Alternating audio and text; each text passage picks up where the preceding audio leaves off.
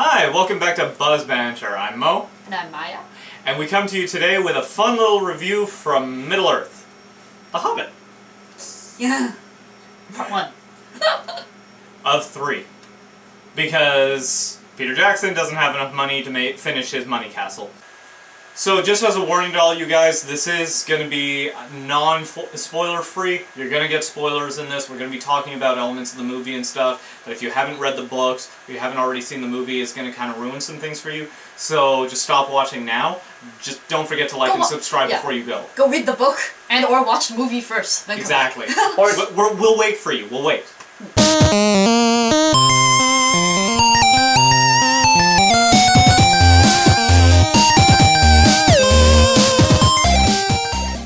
So, you have Bilbo Baggins, who, as a young hobbit, used to want to go on adventures, but because of society and hobbits not going on adventures, they weren't allowed to, he wasn't allowed to. So he just kind of towed the line and he lives at Bag End.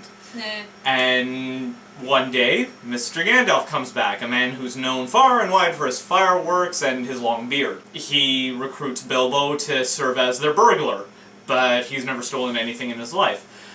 So you have a merry little band of dwarves who are going to go a long way across the continent to the Lonely Mountain, their ancestral home.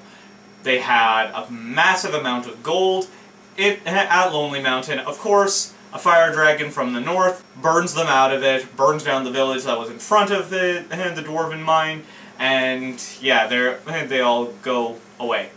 Finally, the grandson of the king at the time, he recruits this little band. They can't get any of the other dwarf clans to help them, so they decide, you know what, we'll take care of it ourselves. The film actually changes the order from the book quite a little bit, in that we get the backstory of the dwarves' mountain home being taken over first, and then we get to jump into Bilbo's party business sign getting put up, which was nice actually. With this film, what you'll realize is there's a lot more to it than just The Hobbit, and that's actually one of the good things about it.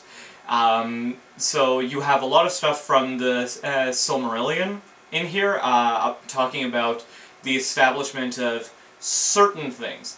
You're not talking about like the creation of the world and all this stuff, but various events that happen within the Silmarillion are explained as happening in here and how that impacts somewhat this storyline, but a lot more into Lord of the Rings. Mm-hmm. You have a huge amount of tie-in into there. One of the big detractions from it, at least for me, was there's a lot of padding in this film. You end up with a lot of these sorts of action sequences that just go on for longer than they have to, or that are completely unnecessary in some senses. For example, Radagast, the Brown Wizard. I liked him. He's cool and everything, but like his entire portion in the film could have been done in less than half the time. To its credit, it's still a great film. It's a lot of fun. You get a lot of action. Actually, what I really liked about this film was the magical weapons are actually properly magical.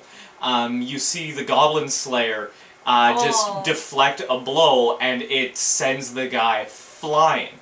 Yeah. Because it's a proper magical weapon. Also, the Sting makes an appearance in the film, and I think it's gotten an upgrade. It's even shinier than I remember it. Yeah, Sting got a lot shinier, and it actually serves as a nice little beep, beep, beep roll in the film, and you'll know it when you see it. The lighting of the film was it was so realistic. It felt like a summer's day when right when the Shire was introduced. So for me, I felt like I was like waking up really early in the morning to such gorgeous lighting.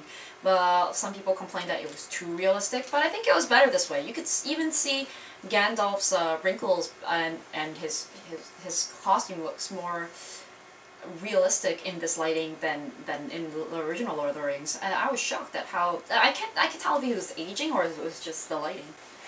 A lot of people have been giving the film a lot of flack for the type of frame rate thing that they use to get that lighting effect, And it's a nice lighting effect, but it gave a lot of people headaches. But you know what? People have been complaining about 3D. I didn't have any problems with this film. Me neither. I enjoyed it. My biggest detracting point on this film, because I have to be the cold-hearted, black-souled little man that I am, the movie lacks focus. When you take a look at The Hobbit and compare it to The Lord of the Rings, the books, The Hobbit is done in a completely different style of writing. It is a children's book. It is much lighter. It is much easier to get through.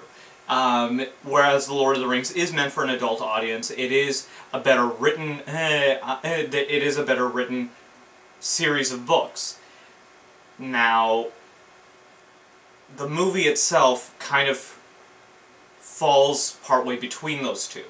The reason being, you've added all of this extra lore from the Silmarillion to help tie it into The Lord of the Rings, and you've lost that sort of charm that it has as a children's movie. I like this film, I thoroughly enjoyed it. I don't think it's as good as the ones before, but that being said, it's still worthy of 4 happy gomers out of 5. It's still enjoyable, despite its flaws. I think that I like the film more than you did. So in my case, I would give it a 4.5 cheese eating Charlottes out of 5. Maybe even second breakfast eating Charlotte, since this is just the opening of a many, well, perhaps 2-part movie. So that's it for The Hobbit. Well, actually, the first movie of The Hobbit.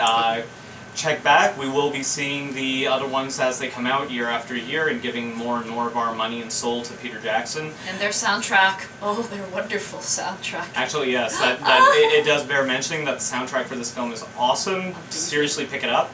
And yeah, that's us for BUZ Banter.